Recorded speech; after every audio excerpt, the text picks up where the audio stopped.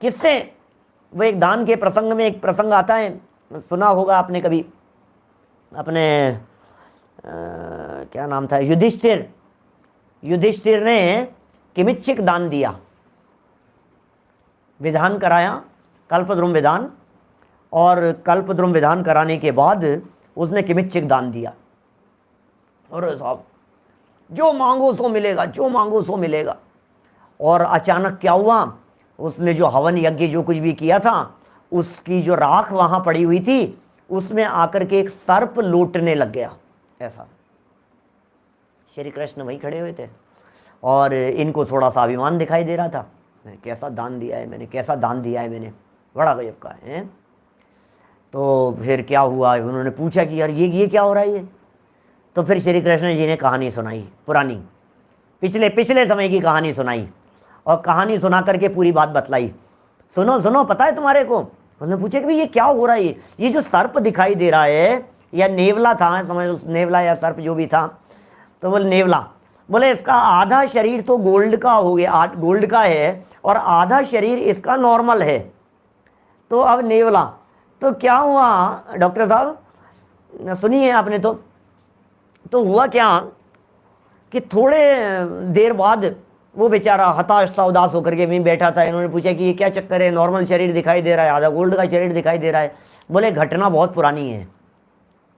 घटना पुरानी कितनी है कि एक परिवार, बहुत गरीब परिवार, अकाल पड़ गया और भोजन से भूखे थे, और बहुत गरीब था, खाने पीने की व्यवस्थाएं नहीं थी, कुछ भी नहीं थी, झोंपड़ी में रहते थे। परिवार के 4 सदस्य थे, पति पत्नी, वो सब 4 पति पत्नी और 2 बच्चे, ऐसे 4 लोग रहते थे। गरीब भिखारी जैसी दरिद्री हालत, और कहीं भोजन की व्यवस्था नहीं, मांगते थे, मांगने के लिए निकलते थे, कहीं कुछ नहीं मिलता था, बहुत मांगा उन्होंने, कुछ नहीं मिला।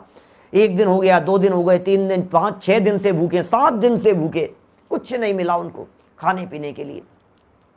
अब साहब क्या करें, एक दिन 7वें दिन उनको कुछ भोजन मिल गया खाने के लिए। अब भोजन मिल गया तो भोजन इतना ही मिला जो एक व्यक्ति के खाने जितना था।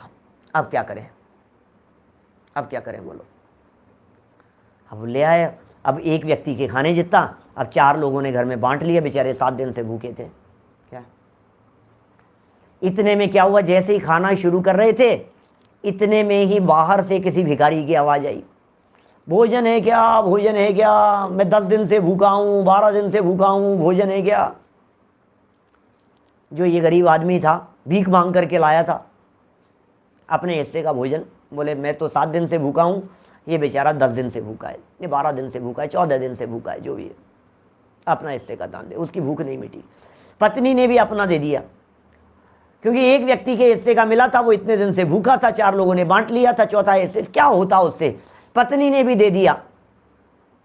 बच्चों ने भी अपने हिस्से का दान दे दिया। भिखारी ने बाहर भीख मांग कर फटाफट खाया। अब वो भिखारी तो खा करके चला गया। अब भिखारी के हाथ से जो फटाफट खाया था ना थोड़ा बहुत, तो खाते जो थोड़ा बहुत नीचे गिर गया जमीन पर, उधर से निकला ये नेवला। क्या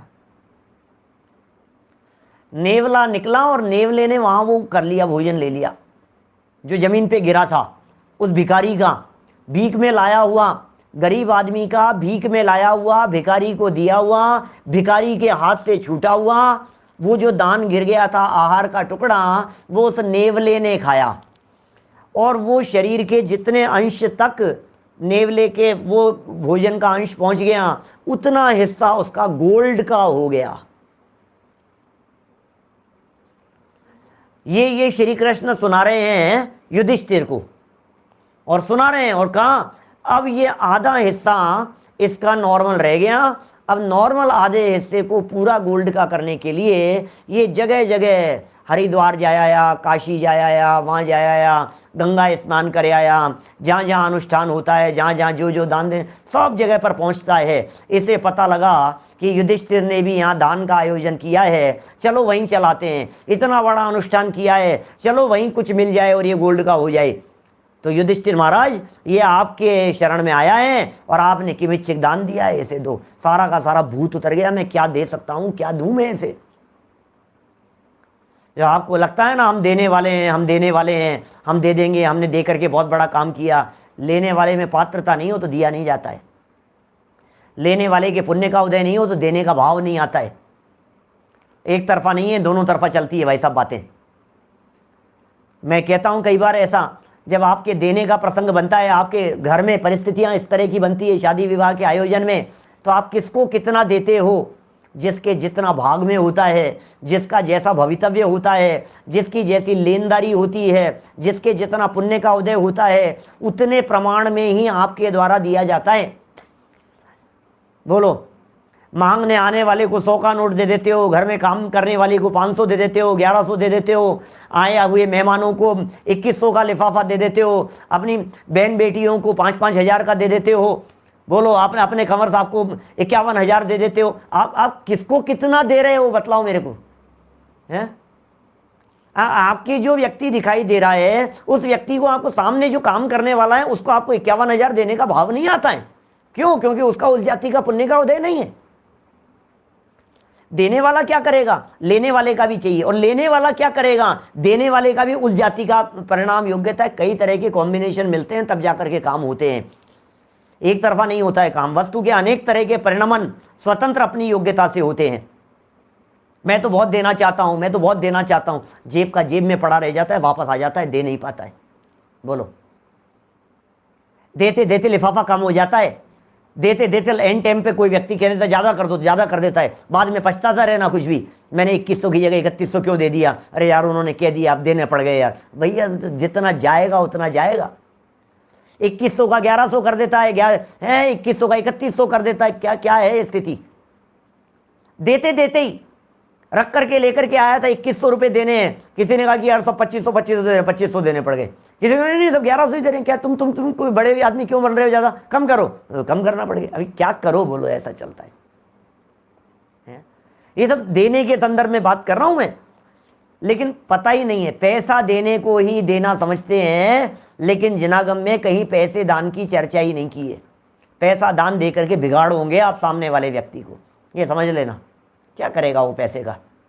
शराब पिएगा जा करके, नशा करेगा जा करके, ऐश करेगा, मौज मस्ती करेगा, भोग विलासिता के अंदर घूमेगा, करेगा क्या ये तो बताओ।